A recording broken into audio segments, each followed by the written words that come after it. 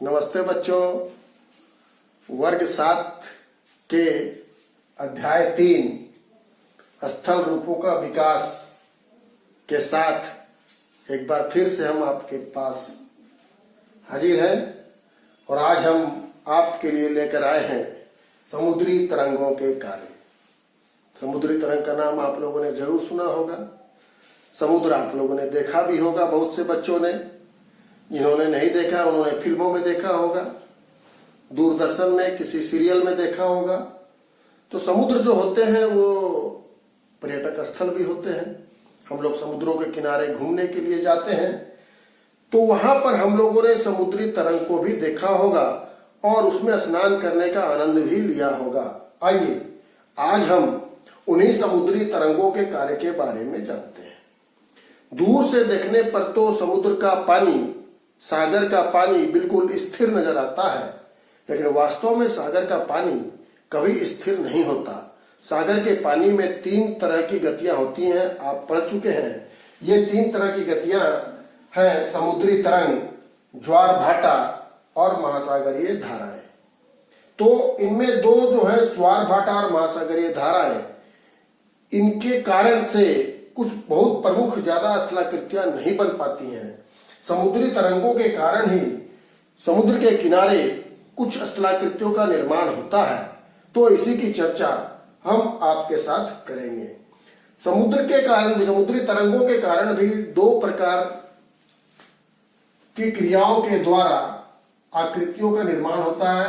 मैंने आपको पहले बतलाया था, यदि स्थल रूपों का विकास हम लोगों को पढ़ना है तो उसमें ये 2 शब्द आपको बार बार आएंगे।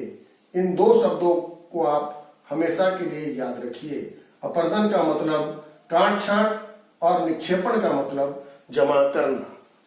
चट्टानों को काटना, उससे छोटे छोटे जो टुकड़े निकलते हैं, जो बालू के कण, रेत के कण निकलते हैं, उसको ले जाकर के कहीं पर जमा कर देना।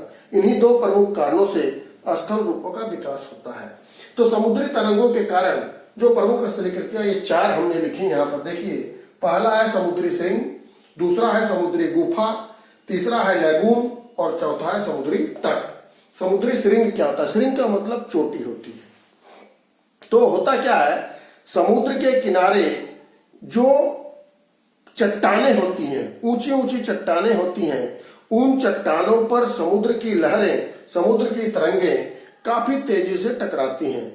और समुद्र की तरंगें जब काफी तेजी से टकराती हैं तो उन चट्टानों में मुख्यतः काट छांट की प्रक्रिया आरंभ हो जाती है। और ये काट छांट की प्रक्रिया इस तरह से होती है कि तरंगों की ऊंचाई जहां तक जाती है वहां तक तो चट्टानें कट जाती हैं और उसके ऊपर एक सीधा स्तंभ जैसा चट्टानों का बच जाता है। उस सीधे चट्टान के स्तंभ को हम लोग समुद्री श्रृंग कहते हैं। समुद्री श्रृंग कहते हैं। श्रृंग का मतलब सिर होता है। तो इस प्रकार ये समुद्री श्रृंग का निर्माण मुख्यतः अपर्दन की क्रिया के कारण होता है। दूसरी जो स्थलाकृति है उसका नाम है समुद्री गुफा। आप यहाँ पर देख रहे हैं समुद्री गुफा। समुद्री गुफा क्या होता है? इसके साथ साथ और भी 2 आकृतियां बनती है, जिसका नाम है मेहराब और एक का नाम है स्टैक। जो चट्टानें समुद्र के किनारे बच जाती है उसके कुछ हिस्से में लहरों के बराबर टकराव के कारण वो चट्टानें अंदर से खोखली होती चली जाती है। और इस तरह से बहुत अंदर तक जब खोखली हो जाती है तो उसको हम लोग कहते हैं समुद्री गुफा। ये गुफा का रूप ले लेता है, इसको हम लोग समुद्री गुफा कहते हैं। और इसको आप देखिए मेहराब है, इसके इस पार और उस पार दोनों तरफ पानी हमको दिखलाई देता है। अगर ये चट्टान उस तरफ से भी समुद्री गुफा और इस तरफ से भी समुद्री गुफा, दोनों तरफ से गुफाएं जब कटती कटती एक दूसरे से मिल जाती है तो पानी इस पार से उस पार हो जाता है। इसका अर्थ है कि पूरी की पूरी चट्टान इस बीच में से कट गई तो पानी इस पार से उस पार हो जाता है। इसको हम लोग कहते हैं मेहराब। क्या कहते हैं इसको? मेहराब कहते हैं। और इस प्रकार कटते कटते ये मेहराब है और ये चट्टान का हिस्सा है। अब मान लीजिए कि इस चट्टान का हिस्सा भी कट गया तो क्या बच जाएगा? ये पूरा हिस्सा बच जाता है। ये हिस्सा यहाँ बचा हुआ हमने आपको दिखलाया है, इसी को हम लोग कहते हैं स्टैक। इसको क्या कहते हैं? स्टैक। तो इस प्रकार समुद्री तरंगों के द्वारा समुद्री गुफा और उसके साथ साथ मेहराब और स्टेप का निर्माण होता है। इसके बाद है लैगून। लैगून क्या होता है? लैगून हम लोग झील को बोलते, एक तरह की झील होती है लैगून। चिल्का झील का आपने नाम सुना होगा, जो कि उड़ीसा में पुरी के पास में है, और हम लोग पुरी जब जाते हैं तो चिल्का झील भी घूमने के लिए जाते हैं। चिल्का झील भी लैगून का ही एक उदाहरण है। इसका निर्माण कैसे होता है? समुद्र के साथ किनारे पर कुछ अवरोध उत्पन्न हो जाते हैं।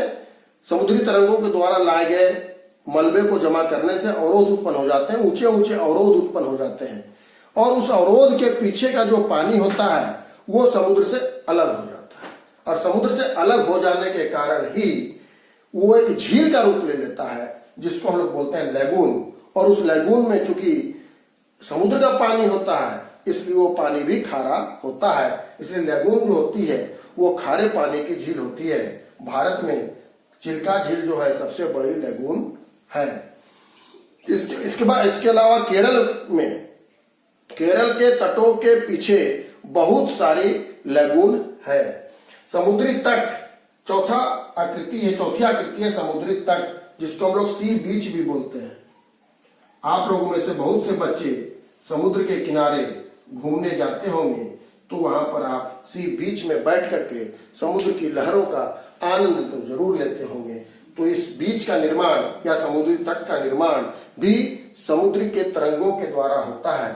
समुद्र के तरंगों के द्वारा लाया गया बालू, रेत, कंकड़, बजरी, ये सारी चीजें जो होती है, छोटे छोटे कणें, वो समुद्र के किनारे जमा होती चली जाती हैं, और बहुत दूर तक लंबाई में और चौड़ाई में ये पूरा जमा हो जाता है। तो इसी को हम लोग कहते हैं समुद्री तट। इसको कहते हैं समुद्री तट। इस प्रकार ये समुद्री तट जो है ये समुद्री तरंगों के निक्षेपण के कारण निर्मित होते हैं। चेन्नई में जो मेरीना तट है वो भारत का सबसे बड़ा समुद्री तट कहलाता है। मेरीना तट, आप जब कभी भी चेन्नई जाए तो मेरीना तट पर जरूर जाए और वहां का आनंद जरूर लें। तो इस प्रकार हमने देखा कि समुद्री तरंगों के कारण ये 4 आकृतियों का निर्माण होता है: समुद्री श्रृंग, समुद्री गुफा, लैगून और समुद्री तट। तो इस प्रकार इस पाठ में स्थल रूपों का विकास में हमने विभिन्न प्रकार के स्थल रूपों का विकास किस प्रकार से होता है, पृथ्वी के अंतर्जनित बल और बाह्यजनित बल, दोनों प्रकार के बलों के कारण पृथ्वी पर विभिन्न प्रकार के स्थलाकृतियों का निर्माण होता है। और यदि आप ऊपर की कक्षाओं में जाएंगे और आपको भूगोल पढ़ने में यदि आनंद आएगा, तो आप वहां पर भूगोल में और भी बहुत सारी आकृतियों के बारे में पढ़ेंगे तो आपको बहुत आनंद आएगा। मैं तो आप लोगों से ही रिक्वेस्ट करता हूं कि आप जब ऊपर की कक्षाओं में जाएं तो अध्ययन के विषय को एक भूगोल का विषय जरूर अपने साथ रखें, ताकि आपको सारी दुनिया की जानकारी जरूर होती रहे। इसी के साथ धन्यवाद। अगली कक्षा में फिर मिलेंगे एक नई चर्चा के साथ।